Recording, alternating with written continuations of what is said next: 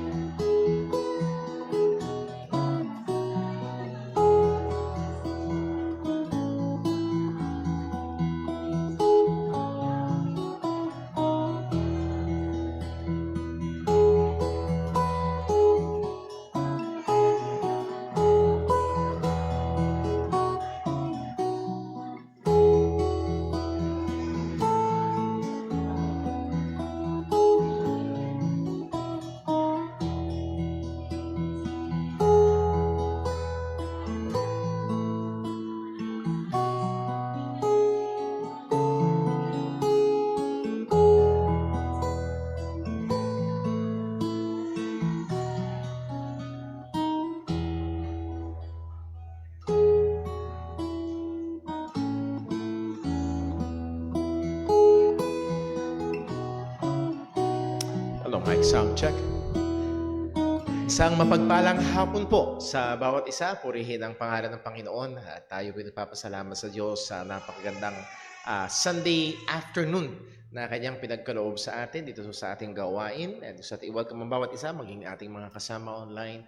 At bago tayo magsimula sa atin hong gawain ngayong hapon, ilan ho muna mga reminders and announcements And there are few dates na kailangan nating i-mark out sa ating mga calendar. Number 1 is November 27, ang ating youth conference. And ewan ko kung nakita nyo kanina, baka pwedeng i-flash yung ating poster. Ayan.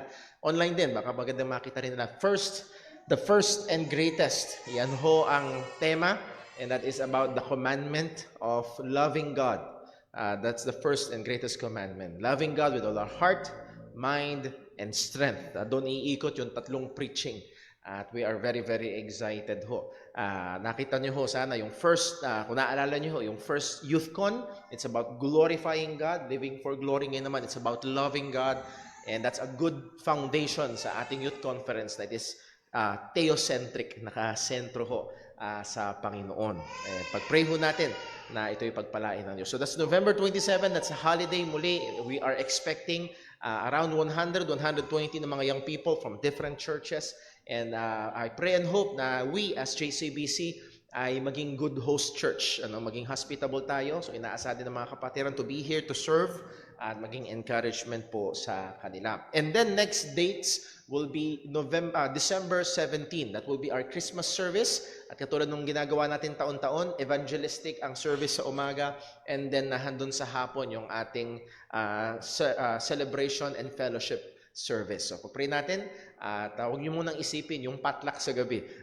Pero yun ho, magiging gawain natin. And then also, December 24 and then December 23, bispiras ho yan ng Pasko at Bagong Taon, pero yan ho ay Lord's Day. Yun ang una at prioridad natin. That's the Lord's Day even before yung mga pagdiriwang ng Kapaskuhan at Bagong Taon. At nawa ay masumpungan tayo ng Panginoon na nagtatapat sa mga bagay ho na yan. And also, we would like to remind ang mga parents ng ating mga bata ma-attend ng Sunday School na sila yung nagpaplano na mag-practice, not exercise, mag-practice ho ng kanilang song na gagawin ho nila at Lord willing kakantahin nila sa Christmas service. So nawa ho ang mga magulang ay magsumikap na dumating ng maaga para humakasama sa lesson and practice ho ang inyong mga anak. So pag-pray natin ang mga teachers nito mga nakaraang araw, na dami kong nakitang Happy Teachers Day. So sa mga nagtuturo ho sa ating Sunday School, be it sa children and sa adults, sa ating mga nagtuturo sa mga young people, at mga guro mismo, meron tayong mga kapatiran na mga members na they are teachers by profession sa public school. So we praise God for you at nawa ay maging sa inyong profesyon ay maluwalhati ho ang Panginoon. With that, yun ho, I think it covers our announcements and reminders. Tayo ho idumako ngayon sa atin hong paghahanda sa pagsamba at magkaroon ho tayo ng sandali ng tahimik at personal na pananalangin at hingin natin ng tulong, gabay at pagsiyasat ng Diyos sa atin upang tayo maging handa sa pagsamba sa Kanya sa Espiritu at katotohanan. Let's pray.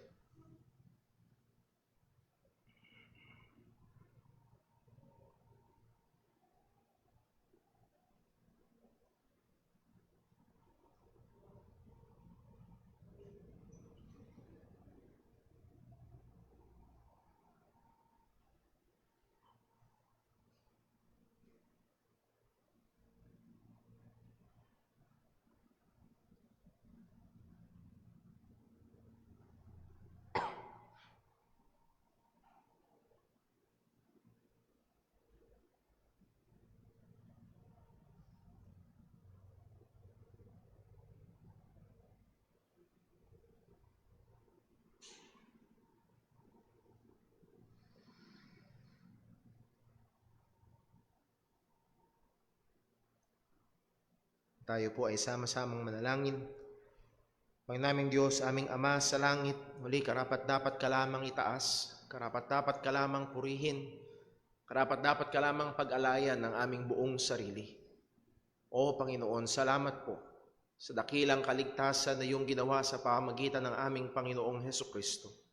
Salamat sa katotohanan na kami ng mga anak kay Kristo Jesus ay wala ng anumang hatol. Nawa, O Diyos, sa biyaya mo, kung siya ay namatay para sa amin, kami rin naman, Panginoon, nawa ay mabuhay para sa Kanya. Gagaya, Panginoon, ng amin na pag-aralan kayo ng umaga. O Panginoon, sa biyaya at habag mo, tulungan mo kami na tumakbo ng may pagtsatsaga sa takbuhin na iyong inilagay sa aming harapan. At tulungan mo kami na gawin ito habang patuloy na nakatingin sa aming Panginoong Hesukristo. At Lord, as we have our worship service this afternoon, we ask for your mercy and grace. Hiwalay sa iyo, Panginoon, ang gawain na ito ay walang kabuluhan. Hiwalay sa iyong biyaya, lahat ng aming gagawin, Panginoon, ay hindi magiging katanggap-tanggap. Kaya, Panginoon, tulungan mo kami ngayon. Bigyan mo kami, O Diyos, ng dagdag na awareness, lalo na, Panginoon, sa aming mga sarili, sapagkat napakadali ng aming mga kaisipan ay dumako sa iba't ibang mga bagay at hindi kami makapagbigay pansin o focus sa pagsamba sa iyo. Lord, wag naman mangyari, Panginoon, sa amin ang sinabi ng aming Panginoong Jesus na ang nguso, Panginoon, ay nagpupuri, ngunit ang puso ay malayo. Masumpong manawa sa biyaya mo, O Diyos, na ang bawat isang naririto ay umaawit, nagpupuri sa iyo, nagkakaloob, nakikinig ng iyong salita, na kasama ang aming buong puso, na binibigay ang aming buong sarili bilang haing buhay, banal at kalugod sa iyong harapan na siyang katampatan naming pagsamba. O Panginoon, muli siyasatin mo kami. Siyasatin mo kami sa aming mga kasalanan. Tulungan mo kami, O Diyos, sa biyaya mo, na tunay nga na paglabanan, oo, patayin ang mga kasalanang nakatahan pa sa amin. At kami, Panginoon, ay patuloy na umaasa sa aming Panginoong Hesukristo. Nawa ang aming pagsamba sa iyo ngayong hapon sa pamagitan niya ay maging katanggap-tanggap. Dalangin namin ito sa ngalan ng aming Panginoong Jesus. Amen. Sa po tayong lahat at tayo po'y umawit sa Panginoon.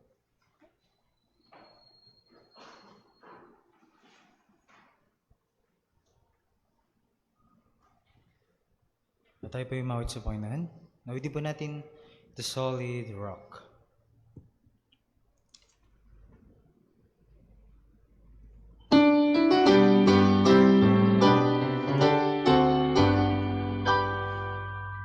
My hope is built on nothing less than Jesus' blood and righteousness. I dare not trust the sweetest frame, but wholly lean on Jesus' name. On Christ the solid rock I stand, all other ground is sinking sand. All other ground is sinking sand. When darkness seems to hide his face, I rest on his unchanging grace. In every high and stormy gale, my anchor holds within the veil. On Christ the solid rock I stand, all other ground is sinking sand. All other ground is sinking sand. His soul is covered on his blood, support me in the whelming flood. When all around my soul gives way, he then is all my hope and stay. On Christ the solid rock I stand, all other ground is sinking sand.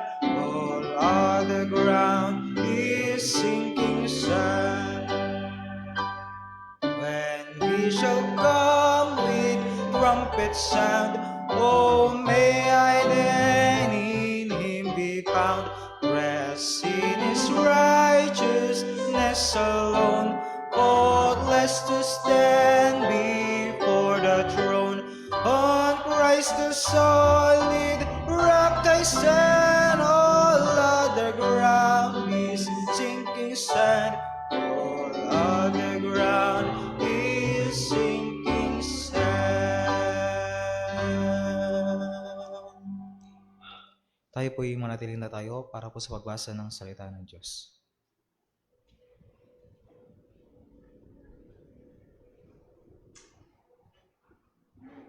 Purihin ang ating Panginoon. Para po sa pagbasa ng kanyang mga salita, atin pong basahin ang mga gawa, chapter 9, verse 26 to 31. Ready? Read. Nang siya'y dumating sa Jerusalem, sinikap niyang makisama sa mga alagad. Ngunit silang lahat ay takot sa kanya sapagkat hindi sila makapaniwalang isa na siyang alagad.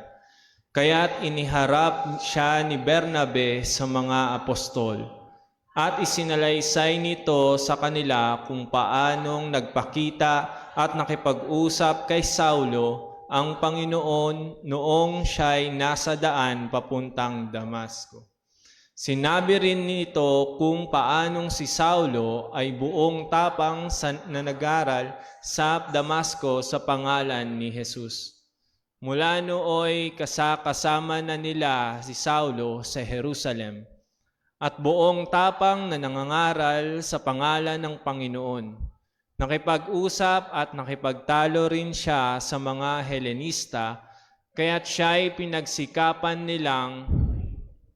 Nang malaman ito ng mga kapatid, inihatid nila si Saulo sa Cesarea at pinapunta sa Tarso. Sa gayoy, naging mapayapa ang iglesia sa buong Judea, Galilea at Samaria. Tumatag ito at lumaganap sa patnubay ng banal na spirito at namuhay na may takot sa Panginoon. Pagpalain po ng Diyos ang pagbabasa ng kanyang mga salita. Tayo po ay magsiupo.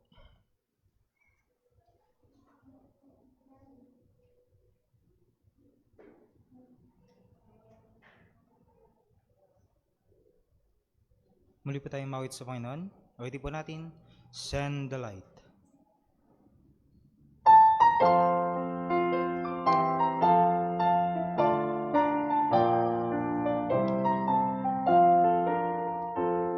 There's a call comes ringing o'er the restless wave. Send the light, send the light. There are souls to rescue, there are souls to save. Send the light, send the light, send the light. The blessed gospel light, let it shine from shore to shore. Send the light, the blessed gospel light, let it shine forevermore. We have heard the Macedonian call today. Send the light, send the light. In a golden offering at the cross we lay. Send the light, send the light, send the light. The blessed gospel light, let it shine from shore to shore. Send the light, the blessed gospel light, let it shine forevermore. Let us pray that grace be everywhere abound. Send the light, send the light.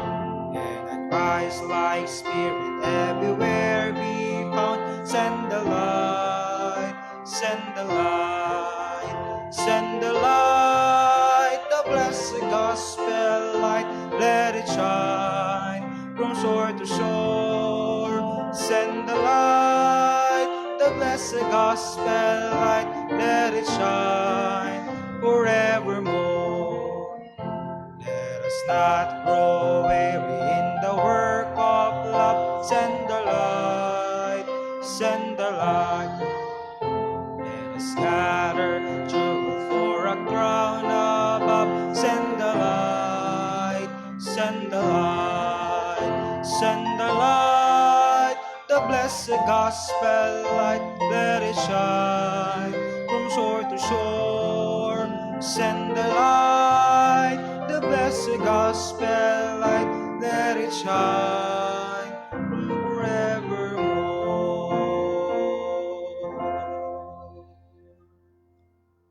Tayo po yung magsiting lahat para po sa ating pagkakaloob.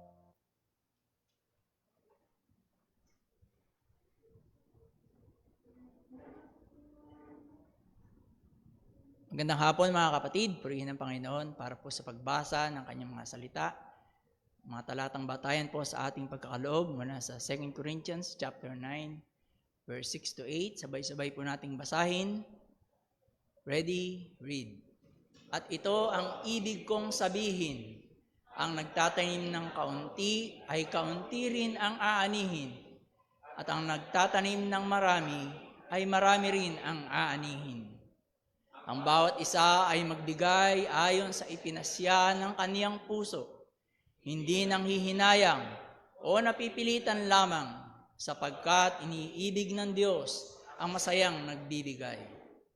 Kaya ng Diyos na magkalooban kayo ng masaganang pagpapala sa lahat ng bagay, upang maging masagana kayo sa lahat ng uri ng mabuting gawa, habang pinupunan ang lahat ng inyong mga pangangailangan sa tuwinan. Amen. Pagpalain ng Panginoon ang pagkabasa ng kanyang mga salita. Tayo po'y sa mandaling manalangin. Ama namin Diyos, Panginoon namin sa langit, Panginoon, kami muling nagpupuri at nagpapasalamat, Ama, na niloob mo, O Diyos, na ang iyong mga anak ay muling magkatipon-tipon, Panginoon, sa dakong ito, upang pag-aralan ng iyong mga salita, Panginoon, upang mag-alay sa iyo ng mga pag-aawitan, Ama, maghandog sa iyo, O Diyos, mag-aral ng iyong mga salita, Panginoon. Higit sa lahat, bigyan papurihan ang iyong dakilang pangalan. Ama, sa hapong ito, loobin mo nga po, nabigyan mo kami ng puso na bukas, O Diyos, pusong malinis, O Panginoon, maging isipan, O Diyos, na malinis, upang ang iyong mga katuruan ay aming maalaman, hindi lamang maging kaalaman, Panginoon, para sa amin. Ngunit, O Diyos, kami naway masumpungan mo na tumutupad at gumagawa ayon sa iyong kalooban. Salamat, O Diyos, sa mga biyaya na patuloy na ipinagkakaloob mo para sa aming pangangailangan. Tunay na ikaw ang pinanggagalingan ng lahat, O Diyos. Tunay na sapat ang mga biyayang ito para sa aming mga pangangailangan. Ama, at aming hinihiling sa iyo, Panginoon, nawa kami man ay masumpungan mo sa kasaganaan o sa pagdarahop, Panginoon. Kami man ay masumpungan mo, Panginoon, sa mahusay na kalusugan o maging sa karamdaman, O Diyos, ay masumpungan mo nga po kami, Panginoon, na patuloy na nagtatapat at gumagawa sang-ayon sa iyong mga kautusan, sang-ayon sa iyong mabuting kalooban. Ama, sa hapong ito, tanggapin mo, Ama, ang mga biyaya na binigay mo sa amin ay maibahagi din naman namin at maipagkaloob sa iyo bilang mga handog, Ama. Ngunit bago namin ihatid ang mga handog na ito, ay ipagpatawad mo, Panginoon, ang mga pagkakasala na masumpungan mo sa aming mga laman. Nawa, O Diyos, ito naway magbigay ng kaluguran sa iyong dakilang pangalan. Ito po ang aming dalangin sa pangalan ng iyong bugtong na anak, aming Panginoong Kristo. Amen.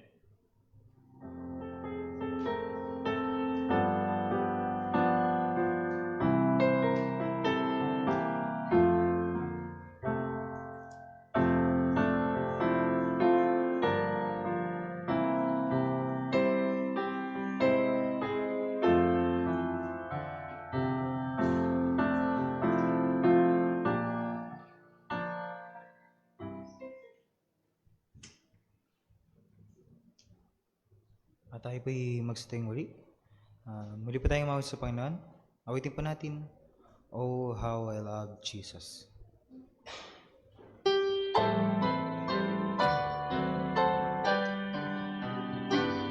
There is a name I love to hear. I love to sing its word. It sounds like music in my ears, the sweetest name on earth. Oh, how I love Jesus. Oh, how I love Jesus. Oh, how I love Jesus, because He first loved me. It tells me of a Savior's love, who died to set me free. It tells me of His precious blood, the sinner's perfectly. Oh, how I love Jesus. Oh, how I love Jesus. Oh, how I love Jesus, because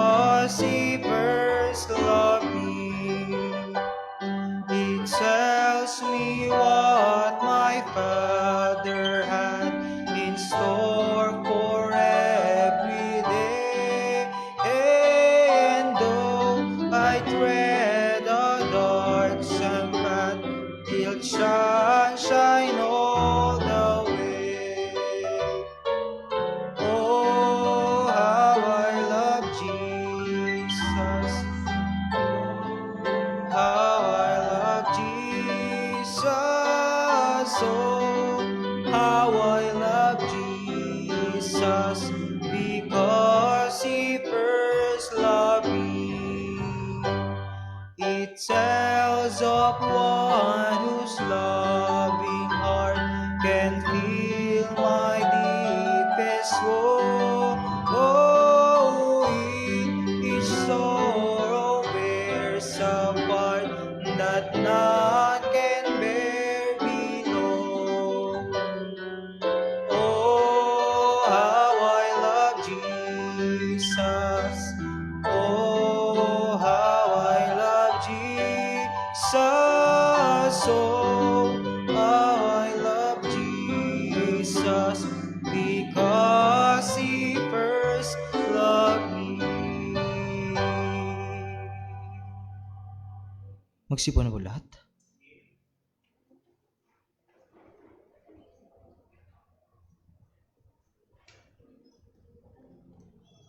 Amen. Magandang hapon po sa ating lahat. Napakagandang awitin at napakagandang katotohanan na ang Diyos ang siyang unang umibig sa atin.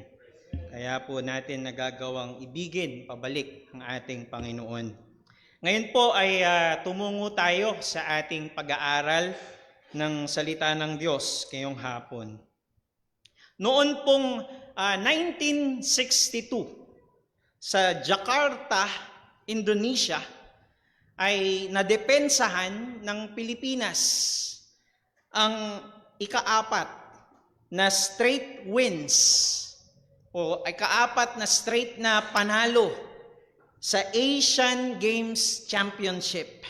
Ibig sabihin, for the last 4 Asian Games since 1951 ay palaging Pilipinas ang nananalo, ang nagwawagi sa Asian Games. Ngunit, for the last 61 years, ay hindi nagkamit ng panalo ang Pilipinas until nitong Biyernes, kung saan for the first time in the last 61 years, ay muling nagkamit ang ating bansa, ang Gilas Pilipinas, ng gintong medalya sa Asian Games Championship. Isa itong malaking victory, isa itong malaking kadagumpayan para sa ating bansa. Sinasabi ko po ito dahil sa ating pag-aaral ngayong hapong ito, makikita po natin na meron tayong Diyos na hindi katulad ng Pilipinas o ng sino mang mga bansa na may mga pagkakataong natatalo, may mga pagkakataong nananalo. Hindi ganoon ang ating Diyos. Dahil ang ating Diyos ay palaging nagtatagumpay. Walang panahon, walang taon, walang sandali na hindi kailanman nagwawagi ang ating Diyos. At anuman po ang kanyang layunin, ito'y pangyayarihin ng ating Panginoon at walang sinuman ang kayang pigilan ang ating Panginoon. Pag-aralan po natin ngayong hapong ito po yung magiging mensahe natin, the Lord our God is victorious and no one shall be able to stop the gospel. Ang ating Diyos, ang ating Panginoong Diyos ay matagumpay at walang sino man ang may kakayahan na mapigilan ang pagsulong ng Ebanghelyo. Tayo muna ay sumaglit na manalangin at tumingin ng paggabay sa ating Panginoon. O Diyos naming dakila, aming Ama na makapangyarihan sa lahat. Ikaw ang aming Ama na nasa langit. Ikaw ang Diyos na banal. Ikaw ang Diyos na siyang may hawak ng lahat ng bagay sa mundong ito. Kaya po, Panginoon, kami po'y nakaasa sa iyong paggawa't pagkilos ngayong hapong ito sa aming pag-aaral ng iyong mga salita. Lord, humihingi po kami ng karunungan sa iyo, ng kapangyarihan.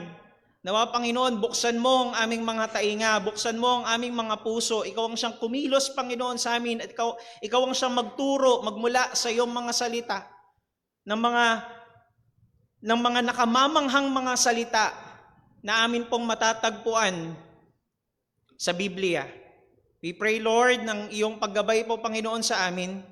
Gamitin mo po nawang yung lingkod bilang instrumento na tagapahayag ng iyong mga salita. Ikaw, O Diyos, ang maluwalhati sa lahat ng ito, mapapurihan ka. Ito po ang aming samot dalangin sa pangalan ng aming Panginoong Jesucristo. Amen at amen.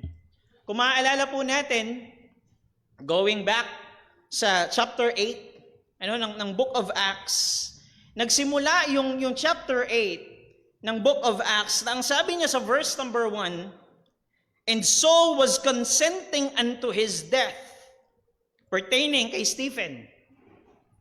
And at the time, there was a great persecution against the church, which was at Jerusalem, and they were all scattered abroad throughout the regions of Judea and Samaria, except the apostles.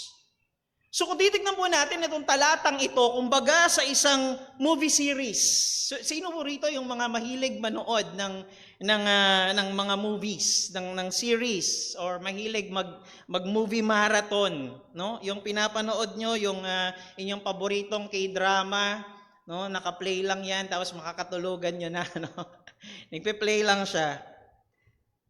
Kumbaga sa isang movie series, sinimulan itong chapter 8 na yung kumbaga ay first episode.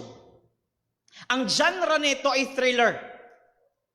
Ito yung tipong merong killer na merong hinahabol siya na gusto niyang patayin yung bida. Siyempre magtatago yung bida. Hindi siya makikita nung killer, but for some reasons may mababanggang gamit yung nagtatago na bida. At malalaman ng killer kung nasaan siya. So maghahabulan na naman sila. And for some reasons, kahit napantay naman ang kalsada, madadapa yung bida. Tama. Ayan na. Paparating na yung killer. Mahahabutan na. At tayo namang mga nanonood, bilisan mo. Na parang, naririnig tayo, no? Nung artista na nasa loob ng TV. Nakatakip pa yung mata natin, nakatakip pa yung mata ng iba, pero nakasilip naman yung isa. At kung itatranslate natin itong mga thriller movies na ito sa panahon ng mga mananampalataya noon, ganito yung pangyayari noon. Ganito yung buhay ng mga Kristiyano noon sa panahon ni Saulo. Na araw-araw silang tumatakbo papalayo. Araw-araw silang inahabol ng grupo ni Saulo. Hindi sila pwedeng tumigil dahil kapag naabutan sila, either mapalad na sila kapag pinakulong lang sila. Dahil maaari na katulad ni Stephen ay patayin sila, batuhin hanggang sila'y mamatay. At hindi natapos doon. Dahil hanggang sa Acts chapter 9 verse number 1, ang sabi ng talata, and so, yet breathing out, or breathing in, or breathing into threatenings and slaughter against the disciples of the Lord. Hindi tumigil si Saulo sa pag-persecute, sa panguusig sa mga Kristiyano. Dahil ginawa niya na parang kanyang oxygen na inihihinga niya sa araw-araw, yung pagpaslang, yung pag-uusig sa mga mananampalataya. So imagine kung gaano katindi yung ginawa ni Saulo at ng kanyang mga grupo sa mga mananampalataya noon. Mas matindi pa ito sa isang thriller movie dahil ito'y true to life story. Totoong pangyayari ito. Hindi lamang ito yung kahit na maabutan, cut. No, this is true to life story. So Brother Darrell, gaano ba talaga katindi yung ginawa ni Saulo sa mga Kristiyano noon? Tignan po natin sa talata ng Acts chapter 9 verse number 26. Para maramdaman natin yung bigat kung gaano katindi yung kanilang naranasan noon. And when Saul was come to Jerusalem, ito yung mga panahon naging mananampalataya na si Saulo, si Apostol Pablo as we know him. He essayed to join himself to the disciples, but they were all afraid of him and believed not that he was a disciple. Naging Kristiyano na rito si Saulo. Mananampalataya na siya rito. And remember, sa nakaraan po nating pag-aaral, nasa 3 taon na siyang mananampalataya. At least 3 years na siyang mananampalataya. Actually, nangaral na siya ng ebanghelyo doon sa Damascus, tapos nagpunta siya sa Nabatean, Arabia, na maaari, according sa mga scholars, ay nangaral din siya doon ng ebanghelyo. Pagbalik niya ng Damasco, nangaral siyang muli ng ebanghelyo. And so, nung pagkabalik niya sa Jerusalem, ito na yung pagkakataon na bumalik muli si Saulo sa Jerusalem. Gusto niya sana napuntahan yung mga Kristiyano. Gusto niya sanang sumama sa kanila. Pero ang sabi ng talata, but they were all afraid of him and believed not that he was a disciple. Gano'ng katindi yung ginawa ni Saulo sa mga mananampalataya noon? Napakatindi. Sobrang tindi. Nasasabi natin yan dahil gano'n katindi yung trauma na iniwanan sa kanila. Na imagine, even igit sa malamang nababalitaan na nila si Saulo for 3 years na naroon sa Damasco, pero ganun yung pagkatakot nila. Ayaw nilang samahan. Ayaw nilang maniwala dahil baka mamaya pakagat lang yan. Baka pain lang. 3 years na yung lumipas. Ang tagal na hindi nakabalik ni Saulo sa Jerusalem, pero yung mga Kristiyano, takot na takot pa rin kay Saulo. Hindi nawala yung kanilang takot sa kanya. Makikita po natin na sa kabila ng matinding pag-uusig na ginawa ni Saulo noon sa mga mananampalataya, ito yung makikita natin ng palagi na katotohanan sa pag-aaral po natin, ang Diyos ay matagumpay. Ang Diyos ay matagumpay. Walang makakagapi sa Diyos, walang makakatalo sa Diyos, walang makakatalo sa Kanya. Ibig sabihin nito, walang sino man ang makakapigil sa Diyos na gawin niya o i-accomplish niya ang kanyang mga layunin. Wala. Wala. Maging yung napakatigas na puso ni Saulo, di ba? Na ang gusto niya lang mangusig ng mga mananampalataya dahil ganun siyang galit kay Kristo. Ayaw niya na umusad ang ebanghelyo. Pero yung napakatigas na puso ni Saulo, hindi nagawang pigilan ang kapangyarihan ng Diyos na baguhin ang kanyang puso. Hindi niya nagawang pigilan. Hindi niya napigilan na dahil sa kapangyarihan ni Kristo nung kinatagpo siya ng Panginoon doon sa daan patungo ng Damasco, binago ng Diyos yung puso ni Saulo. Yung matigas na puso noon, na galit kay Jesus. Pero ngayon ang sabi ni Saulo, Lord, what will thou have me to do? Anong gusto mong gawin ko, Panginoon? So yung dating galit kay Jesus, ngayon, yung matigas na puso na yun ay isa ng pusong nagpapasakop sa kalooban ng Panginoon. Anong gusto mong gawin ko?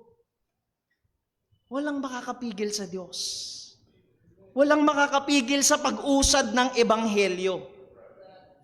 And actually, ito po yung theme. Ito yung tema ng Book of Acts. Makikita natin, balikan natin saglit sa Acts chapter 1, verse number 8. Malamang, sabi ng Panginoong Jesucristo, ito yung panahon kung kailan ay nag-resurrect, no? Yung muling pagkabuhay ng Panginoon at bago siya umakyat, pabalik ng langit. Ang sabi ng Panginoon sa Acts chapter 1, verse number 8, napaka-optimistic ng Panginoon. Napaka-optimistic nitong verse na ito. Sabi ng Panginoong Jesucristo, but ye shall receive power after that the Holy Ghost is come upon you, and ye, yung mga mananampalataya, yung mga disipulo niya, shall be witnesses unto me, both in Jerusalem, in all Judea, and in Samaria, and into the uttermost part of the earth. Very optimistic. Very positive dito ang Panginoong Jesucristo na na yung ebanghelyo kakalat. Very optimistic ang Panginoon, nakakalat ang ebanghelyo. Lalabas ito sa Jerusalem. Lalabas ito. Darating, aabot ito ng Judea, aabot ito ng Samaria, at aabot ito sa iba't ibang dako ng mundo. Ibig sabihin, susulong ang ebanghelyo. Walang makakapigil sa pag-usad nito. Wala. Bakit? Dahil lang sabi ng Panginoon, Ang sabi ng Panginoon sa pamamagitan ng Apostol Pablo sa Romans chapter 8, and very familiar verse ito dahil pinag-aralan natin sa Romans chapter 8, verses 38 and 39. Ang sabi ng Apostol Pablo, "For I am persuaded that neither death, nor life, nor angels, nor principalities, nor present, nor powers, nor present, nor things to come, nor height, nor depth, nor any other creature shall be able to separate us from the love of God, which is in Christ Jesus our Lord." At alam niyo po mga kapatid, yung pag-ibig ng Diyos, hindi yun nagsimula lamang nung tayo'y makakilala kay Kristo. Hindi yun doon lamang nagsimula. Yung pag-ibig ng Diyos ay nagsimula na bago pa man niya lalangin ang lahat ng bagay. Yung pag-ibig ng Diyos na ito ay nagsimula na doon sa pagkahirang sa atin at magpapatuloy ang pag-ibig na ito ng Diyos hanggang sa dalhin niya ang kanyang mga hinirang doon sa kaluwalhatian. And let me tell you this mga kapatid, ito ang layunin ng Diyos. He foreknew us, He predestined us, He called us, He justified us, and He glorified us. Ang lahat ng ito ay past tense na. Lahat ng ito ay accomplished na sa mata ng Diyos. So, paano mong mapipigilang mangyari ang isang bagay na tapos na? Paano mo mapipigilan ang isang bagay na mangyari tapos na? Paano mo mapipigilan ang isang bagay? Paano mo mapipigilan ang Gilas Pilipinas na manalo? Nanalo na sila. So paano mo mapipigilan ng kahit sino man na ganapin ng Diyos ang kanyang layunin na magligtas na umusad ang ebanghelyo samantalang tapos na ito, accomplished na ito, ang lahat ng ito para sa Panginoon. Kaya nga mga kapatid, kahit anong pagsusumikap noon ni Saulo, yung kanyang zeal, yung kanyang kasigasigan, yung kanyang pagsusumikap ni Saulo at ng 10 ng kanyang mga kasamahan na pigilan, yung paglaganap ng ebanghelyo, yung pagsusumikap nila na pigilan ang mga tao na makilala nila si Kristo. Kahit anong pagsusumikap nila na pigilan ang layunin ng Diyos, hindi nila ito kayang pigilan. At wala ning isang makakagawang pigilan ang Diyos. Why? Because God is victorious and nothing will ever be able to stop the gospel. Walang makakapigil. Walang makakapigil sa Diyos. At narito tayo ngayon, naligtas at nakakilala kay Kristo, ang numero 1 kaaway noon ng Kristyanismo. Hindi lamang siya basta iniligtas ng Diyos. Ang sabi ng Biblia sa Acts chapter 9 verse number 20. Acts chapter 9 verse number 20. And immediately si Saulo, si Apostol Pablo, nung siya'y makakilala sa Panginoon, immediately he proclaimed Jesus in the synagogue saying, He is the Son of God. So itong si Saulo na pumapatay ng mga nagsasabing si Kristo ay Diyos, pinapatay niya sila noon o di kaya pinauhuli, pinadadakip, pinakukulong. Siya na ngayon yung sumisigaw, nagpapakilala sa mga tao, tunay ngang si Kristo ang anak ng Diyos. Siya na ito ngayon. So nakita natin na itong si Saulo, nangaral siya doon sa Damascus. And then, nagpunta siya sa Arabia or Nabatean Arabia. At pagbalik niya ng Damascus, meron na siyang death threat. No? May mga gusto nang pumatay sa kanya. Kaya yung mga disipulo niya, nagkaroon na ng mga disipulo, si Apostol Pablo, tinulungan siyang makatakas palabas ng Damascus. At doon nga unang nakapunta ng Jerusalem, si Saulo, bilang isang mananampalataya. At sinubukan ni Saulo na puntahan at makisama doon sa mga mananampalataya, pero takot na takot sila sa kanya. At hindi sila makapaniwala na tunay na nga talagang mananampalataya itong si Saulo. But what happened, dumating itong si Barnabas, na kumbaga siya yung nag-testify, mga kapatid, ligtas talaga itong si Saulo. Tunay siyang Kristiyano. Kinatagpo siya ng Panginoon doon sa daan patungo ng Damasco at buong tapang niyang ipinangaral ang ebanghelyo sa Damascus. In 15 days, nakita po natin ito sa nakaraan nating pag-aaral, for 15 days, nagstay si Saulo kasama ang mga mananampalataya doon sa Jerusalem. Kasama si Apostol Pedro at si James, no, na kapatid ng Panginoong Yesus. But at this time, hindi na umuusig sa Jerusalem si Saulo. At this time, ipinapangaral niya na ng may buong tapang ang ebanghelyo ni Kristo. Imagine the turnaround. Yung pagbabago na ginawa ng Panginoon sa buhay nitong si Saulo. Siya yung dating humahunting at pumapatay sa mga Kristiyano, pero ang sabi ng verse number 29, dahil pinapangaral niya yung ebanghelyo doon sa Jerusalem. Pagbalik niya ng Jerusalem, ang ginawa niya, nangaral siya ulit ng ebanghelyo. At ang sabi doon ng talata, and he spake boldly in the name of the Lord Jesus and disputed against the Grecians or the Hellenists, yung mga Hellenista. Mga Hudyo rin ito, no? na sila yung mga Greek-speaking Jews o di kaya culture nila ay mga pang-Griego na. But they went about to slay him. So yung hunter, yung mga ngaso noon, siya na ngayon ang inahunting. Siya na ang gustong patayin ngayon. At dahil nga mayroong gustong pumatay kay Saulo, ang ginawa ng mga mananampalataya, Saulo, balik ka na muna roon sa Tarsus. Punta ka roon sa Tarsus. Balik ka roon, magtago ka muna sa Tarsus. And remember, itong si Saulo ay taga Tarsus, right? He is, kakilala siya bilang Saul of Tarsus dahil siya ay taga Tarso. Kaya rin siguro, marahil ay doon siya pinapunta ng mga apostol o ng mga mananampalataya. And here we are sa verse number 31. Ito yung kumbaga sa isang movie series. Ito yung season finale. Itong verse number 31. Ito yung season finale or yung last episode ng kumbaga ay season 1 or whatever. Ang sabi ng talata, then had the churches rest throughout all Judea, in Galilee, in Samaria, and were edified. And walking in the fear of the Lord and in the comfort of the Holy Ghost were multiplied.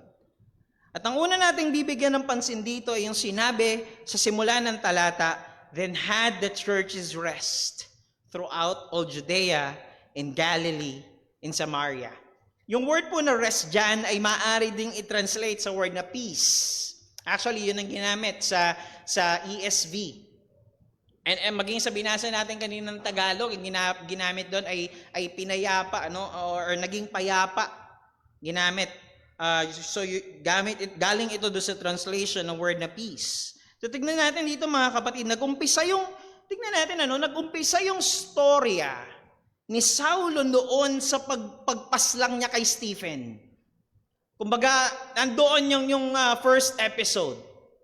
Nagumpisa doon yung storya na siya yung nagbigay ng go signal na itong si Stephen ay patayin, pagbabatuhin. Kumbaga nga, sa isang palabas, yung thriller, yung genre ng unang episode. Pero tingnan niyo po, napakaganda ng obra ng Diyos dito, ng pagkasulat niya, ng kasaysayan.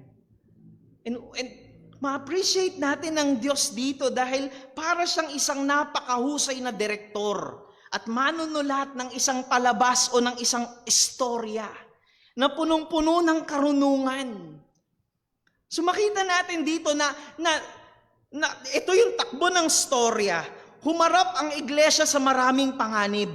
Humarap ang iglesia sa kamatayan. Humarap ang mga mananampalataya sa maraming mga pag-uusig, maraming mga pagsubok. Pero makita po natin na hindi kailanman pinabayaan ng Diyos ang kanyang iglesia. So sa kabila ng panganib, sa kabila ng pag-uusig, sa kabila ng pagsubok, ng kabigatan, pinagkalooban ng Diyos ang kanyang iglesia ng kapahingahan, ng kapayapaan. The churches had rest throughout all Judea, in Galilee, in Samaria. Pero alam nyo mga kapatid, mas lalo nating ma-appreciate pag pinag-aralan natin, ano na nangyari during this time? Bakit sinabi? Paano nasabi na nagkaroon talaga ng rest? Well, una, nakita natin, naging Kristiyano na si Saulo. Siya yung number 1 na tumutugis sa mga Kristiyano. Naging Kristiyano na siya. Ito yung unang nangyari. Pangalawang nangyari, si Caiaphas. Kung naaalala po natin si Caiaphas, siya yung high priest na nung panahon ng Panginoong Hesukristo, siya yung dahilan kung bakit ang Panginoong Hesukristo ay nilitis at ipinako sa krus. And even sa Acts chapter 4, itong si Caiaphas ay naroon pa rin habang inuusig. Siya yung nagpadakip kina Apostol Pedro maging kay Apostol Juan para dakdakpin sila at usigin itong dalawang apostol na ito. But at this time, nawala sa posisyon itong si Caiaphas. Napalitan siya bilang isang high priest. At yung pangatlong nangyari dito, na significant, of course, marami pang nangyari during this time. Pero yung pangatlong significant nangyari dito, nagkaroon ng bagong emperor o ng bagong emperador ang Rome, si Caligula. Na itong si Caligula, ayaw na ayaw niya sa mga Hudyo. Ayaw na ayaw niya. Kaya yung mga so-called Jewish religious leaders, wala na silang kapangyarihan halos. Kumbaga hindi na sila kapit sa matatag. Wala na. Kumbaga wala na silang kapit, wala na silang matatag, wala nang kakampi sa kanila during this time pag may gusto silang usigin. Dahil ayaw sa kanila ng emperador. Ayaw sa kanila ni Caligula. So sa panahon na ito, wala na si Saulo, naging Kristiyano na si Saulo, si Caiaphas, hindi na siya high priest, wala na siyang kapangyarihan, wala na siyang say. At yung Roman emperor na bago, si Caligula, ayaw niya sa mga Hudyo. So makita natin dito na lahat ng ito'y pinangyari ng Panginoon to provide rest sa mga mananampalataya after nitong matinding persecution na nangyari sa kanila. Though of course, hindi totally nawala. No? Hindi po totally nawala. Nag-stop yung persecution. Sobrang na-lessen lang. Sobrang na-lessen lang. Napilayan lang kumbaga yung mga persecutors. Dahil wala na silang kakampi. Wala na si Saulo. Wala na si Caiaphas. Wala na silang kapit sa Roman Empire. Wala na. So siguro yung mga maliliit na pang-uusig na lamang sa panahon na ito, ang kanilang naranasan. Kaya nga ang sabi ng Biblia, doon sa talata natin, sa verse number 31, then had the churches rest or peace throughout all Judea, in Galilee, and Samaria. At kung pinag-aralan po natin yung mga nangyari, during this time, sabi ko nakakamangha ang Panginoon. Nakakamangha yung probidensya ng Diyos. Grabe yung paggawa, yung pagkilos ng Panginoon na pinagtagpo-tagpo niya itong mga event na ito. Yung biyaya ng Diyos para maikip yung kanyang iglesia. Inalis ng Diyos yung number 1 na persecutor, si Saulo. Inalis ng Diyos si Caiaphas na may kapangyarihan din laban sa mga Kristiyano. At naglagay ang Diyos ng bagong emperador na ayaw sa mga Hudyo. Hindi sila kakampihan kung sakali man. Diba, grabe yung pag-ibig ng Diyos sa kanyang iglesia. Pinagtagpo niya yung mga events na yun.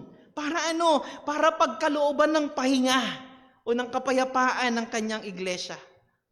Mga kapatid, ito yung Diyos na ating sinasamba. Siya ang Diyos na nagkakaloob ng kapahingahan sa mga kabigatang nararanasan nating mga mananampalataya.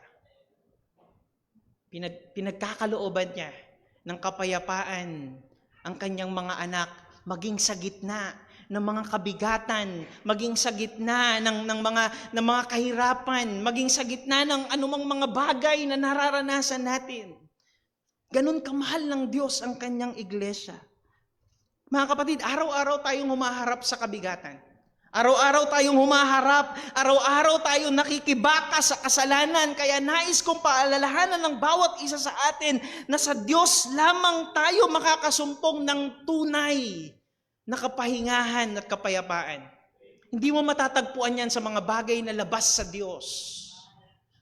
Kahit anong hanap mo, hindi mo matatagpuan yan. Matatagpuan mo lamang ang kapahingahan, ang pahinga, ang kapayapaan sa Diyos. Nakakaranas tayo ng persecution mula sa trabaho natin, mula sa sarili nating pamilya, mga kaibigan, magpahinga tayo sa Panginoon. Nakakaranas tayo ng injustice sa trabaho, injustice sa eskwela, saan man, magpahinga tayo sa Panginoon. Nakakaranas tayo ng maraming problema maging sa loob ng bahay. Problema sa pamilya, problema sa maraming bagay. Kapatid, magpahinga ka sa Panginoon. Mga kapatid, pinagkalooban tayo ng Diyos ng isang espesyal na paraan para magpahinga sa Kanya. Yun ay walang iba kundi ang Lord's Day, ang araw ng Panginoon. Nakakapagod yung isang buong linggo. Nakakapagod yung isang buong linggo na humaharap tayo sa kabigatan, nakikibaka ka sa kasalanan. Pero inilaan ng Diyos ang araw na ito, ang Lord's Day, upang magpahinga tayo sa Kanya. Magpahinga tayo sa Kanya. And so yes, sa gitna ng kabigatan, sa gitna ng kapaguran, yung pagsamba natin sa Diyos, ito'y pahinga. Yung ating pag-awit ng mga papuri sa Panginoon, ito'y pahinga. Sa ating mga mananampalataya, yung paghahandog natin ng mga kaloob, whether yung salapi o yung ating mga sarili, bilang buhay na handog, ito'y pahinga natin sa Panginoon. Yung pag-aaral natin ng salita ng Diyos, yung pakikinig natin ng Kanyang mga salita, ito'y pahinga. Bakit? Dahil kung tunay tayong mga mananampalataya, hindi natin matatagpuan sa labas ng Diyos, sa sanglibutan o sa anumang mga bagay ang kapahingahan, kundi tanging sa Diyos lamang. Alam niyo po, sa totoo lang, physically and humanly speaking, nakakapagod po yung Lord's Day natin.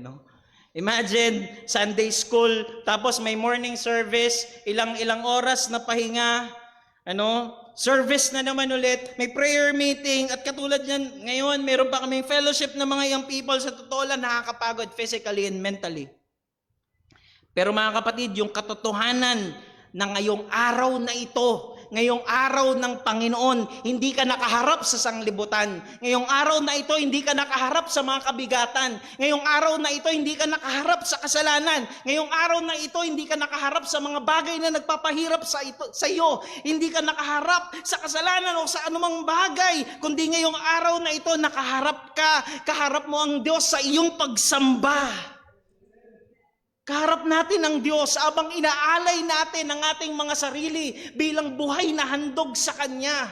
Ang Diyos mismo ang siyang nangungusap sa ating mga puso habang nangangaral ng salita ng Diyos. Kaharap natin ang Diyos habang nakikinig siya sa ating mga panalangin. At kaharap natin ang Diyos, ang presensya ng Diyos ay nasa Kanyang iglesia habang nakipag-fellowship tayo sa isa't isa. Kaharap natin ang Diyos sa araw na ito, and that is rest. Yan ay pahinga. Kaya sa totoo lang, nakakapagod po yung buong araw na schedule natin sa church, pero mas nakakapagod yung buong araw na wala tayo sa church. Nakakapagod yung buong araw na schedule natin sa church, pero mas nakakapagod yung dumaan ang isang buong linggo, pero mga heavy loads sa trabaho, heavy loads sa pag-aaral, heavy burdens ng problema, heavy burdens ng kasalanan lang ang tanging nakaharap natin sa buong isang linggo, at hindi man lang natin nakaharap ang Diyos sa ating pagsamba. Walang pahinga. Mas nakakapagod yun. Mas nakakapagod yun. Sabi ng talata, then had the churches rest throughout all Judea and Galilee and Samaria, and were edified. And they were edified. The very idea of this, the word edified, is being built up. being built up. Ibig sabihin, mas lalo pang lumakas, mas lalo pang tumibay yung iglesia, mas lalo pang tumibay ang mga mananampalataya sa panahon na ito. Imagine, ang tindi yung persecution na naranasan nila during this time kay Saulo. Pero nagkaloob ang Diyos ng kapahingahan sa kanila and they were edified. Mas lalo pa silang tumibay at lumakas. Dahil sa probidensya ng Diyos, bagamat dumaan sila doon sa matinding pagsubok ng iglesia dahil sa pag-uusig na ginawa sa kanila, lalo pa silang lumakas, lalo pa silang tumibay. Bakit? Dahil hawak ng Diyos sa kanyang mga kamay ang kanyang iglesia. Siya yung nagpapalakas sa kanila. At narito sa talata yung napakagandang description ng mga mananampalataya. Then had the churches rest throughout all Judea, in Galilee, and Samaria, and were edified, and walking in the fear of the Lord, and in the comfort of the Holy Ghost, were multiplied. Yung dalawang bagay po na yan, yung walking in the fear of the Lord and walking in the comfort of the Holy Ghost, ito yung dalawang katangian ng mga mananampalataya na dapat ay taglay natin at hindi mawawala sa ating mga mananampalataya. Yung una dyan, yung ang mga tunay na mananampalataya ay may pagkatakot sa Diyos. Ito pong pagkatakot na ito ay ng mga mananampalataya sa Diyos, sa Panginoon ay hindi lamang po basta yung katulad ng yung kumbaga ay takot ka dun sa aso kaya ayaw mong lumapit, hindi lamang ito yung ganong klase na takot. Bagamat dapat meron tayong ganong pagkatakot, especially remember sa Acts chapter 5, si Ananias and Sapphira na pinatay ng Diyos right there and then. Dapat lamang na meron tayong ganoong pagkatakot. But here, sa talatang ito, yung fear dito, sabi nga ng isang theologian, hindi ko alam kung ano yung kanyang pangalan. Sabi niya, this fear is a reverent love that understands God's grace toward the sinner who trusts Christ and who wants to do what is pleasing to the Lord. Ibig sabihin, itong pagkatakot na ito sa Diyos ay yung lubos-lubos na pag-ibig sa Panginoon, na merong lubos na paggalang sa Kanya, na dahil ganun mong lubos na iniibig at ginagalang ang Panginoon, na uunawaan mo na makasalanan ka, hindi ka karapat-dapat sa biyaya Niya.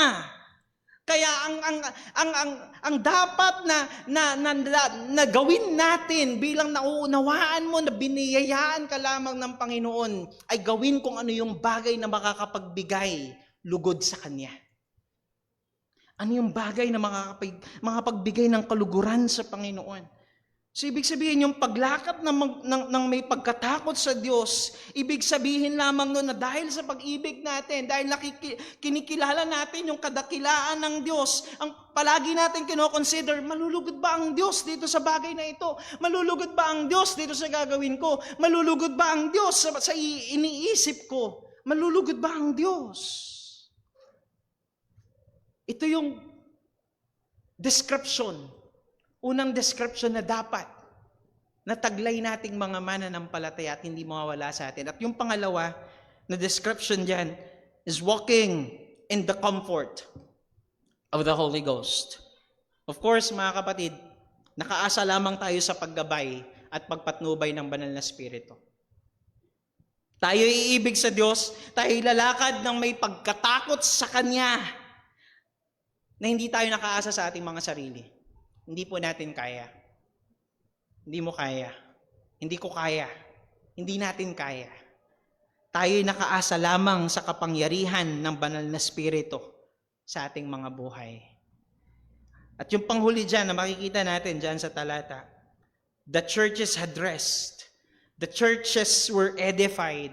The churches were walking in the fear of the Lord and the comfort of the Holy Ghost. And last, the churches, dun sinabi na sa dulo ng talata, the churches were multiplied.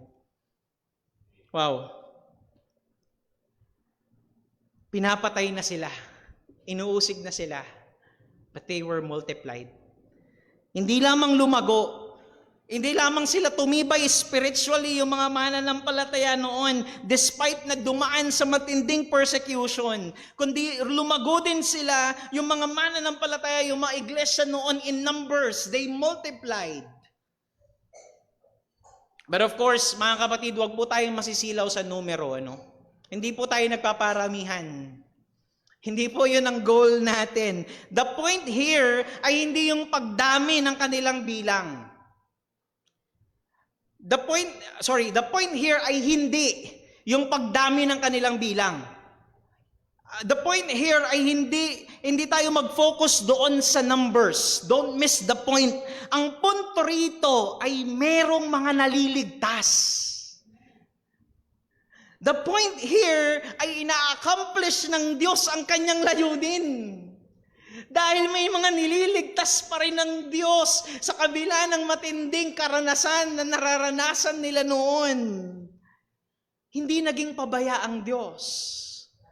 Nanatiling tapat ang Diyos sa kanyang mga pangako na siya ay magliligtas ng mga makasalanan. Hindi nawala ang katapatan ng Panginoon sa kanyang mga pangako. Magliligtas ang Panginoon. And so we go back to our very point. The Lord is victorious and no one shall be able to stop the gospel. Soberano ang Diyos. Walang makakapigil sa Kanya. Maging ang mga pinakamagaling man, mga pinakamatatalino, mga pinakamahusay, mga pinakamakapangyarihang tao sa mundong ito, hindi nila kayang pigilan ng Diyos na ganapin ang kanyang layunin. They were multiplied. Nagligtas ang Diyos. Ginanap niya ang kanyang layunin. Alam niyo po, sampal ito ng Diyos sa mga umuusig sa kanyang iglesia. Kala nila, mapipigilan nila ang pagsulong ng ebanghelyo. Kala nila mapipigilan nila ang Diyos. Pero maging sa kalagitnaan ng maraming mga pag-uusig, ng pagsusumikap ng mga hindi mananampalataya na pigilan ang ebanghelyo, pigilan ang mga mananampalataya, pigilan ang pagsulong ng kaharian ng Diyos, they were multiplied. Nagligtas ang Diyos. Nagligtas ang Diyos. Mga kapatid, ang paglago, yung paglakas at patuloy na pagsulong ng iglesia ay nakasalalay lamang po sa Panginoon. Hindi ito nakasalalay sa sino mang mananampalataya sa simbahan. Hindi ito nakasalalay sa pastor ng simbahan. Hindi ito nakasalalay sa laki ng pera na meron ng simbahan. Sa yaman ng mga mananampalataya doon sa simbahan. Hindi ito nakasalalay sa laki ng naipatayong building o kung anumang gusali na meron ng simbahan. Hindi ito nakasalalay sa dami ng miyembro ng simbahan. Ang iglesia ay nakasalalay lamang sa kamay ng soberanong Diyos. Imagine, 2,000 years ago, sa panahon ng mga sinaunang mga mananampalataya, sa panahon ng mga apostol, hindi pinabayaan ng Diyos ang kanyang iglesia. Until now. Until now. Kaya, meron po tayong kapanatagan na maging sa mga susunod mang henerasyon, kung loloobin ng Panginoon at hindi pa siya babalik. Wala na si Brother Paul, wala na ako, wala na tayo rito. Magpapatuloy pa rin ang iglesia ng Diyos at ang pagsulong ng Ebanghelyo. Hindi po dahil sa atin, hindi dahil sa kung sino man, kundi dahil hawak ng Diyos ang kanyang iglesia. Iniibig niya ito at siya'y namatay para rito. Hindi ito nakasalalay sa atin, kundi nakasalalay ito sa ulo ng iglesia. Walang iba, kundi ang Panginoong Jesucristo. Tayo po'y manalangin. O Diyos naming dakila, aming Ama na makapangyarihan sa lahat, Lord, tunay nga na makapangyarihan ka. Tunay nga na soberano ka, Panginoon.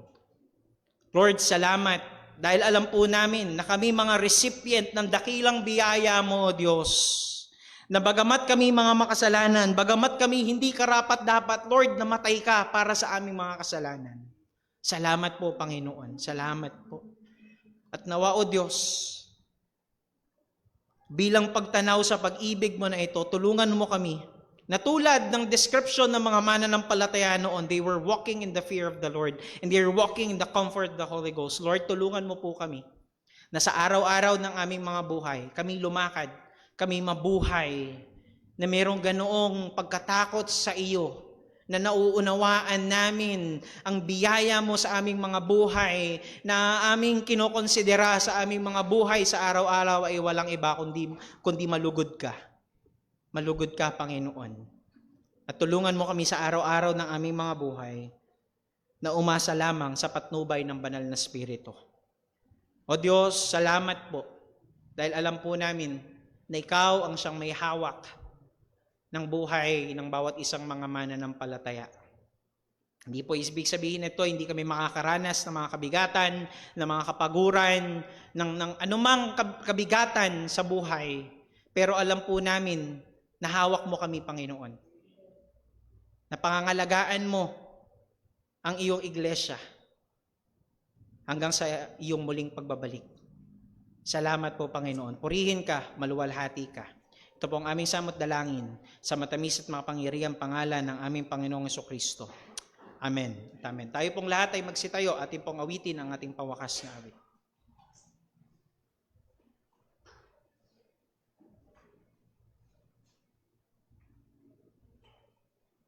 Tayo po ay mawit sa Panginoon. Awitin po natin, Living for Jesus.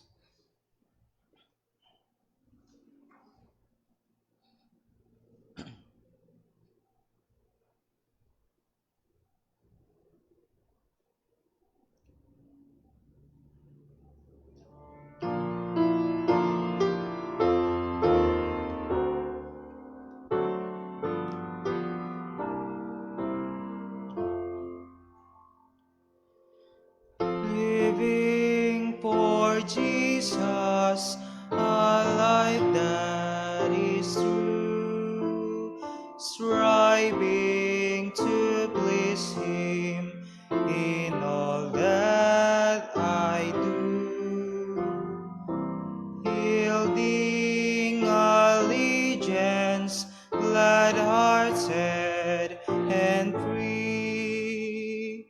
This is the pathway of blessing for me. Oh Jesus, Lord and Savior, I give myself to Thee, for Thou in Thine atonement didst give Thyself for me. I own no other master, my heart shall be Thy throne.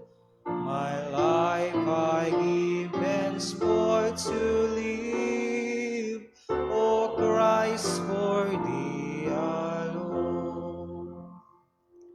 Living for Jesus through earth's little while, my dearest treasure, the light of His smile, seeking the lost ones, He died to redeem, bringing the weary to find rest in Him.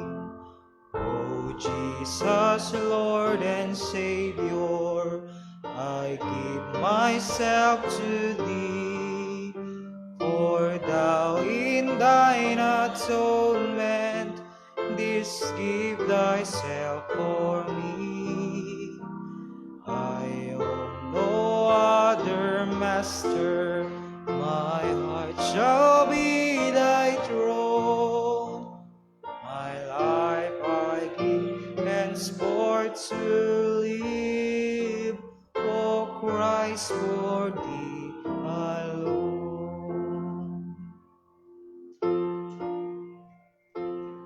Amen. Purihin po ang pangalan ng Panginoon at napagandang paalala na walang makakapigil sa gawa ng kamay ng ating Panginoon at sa pagsulong ng Ebanghelyo.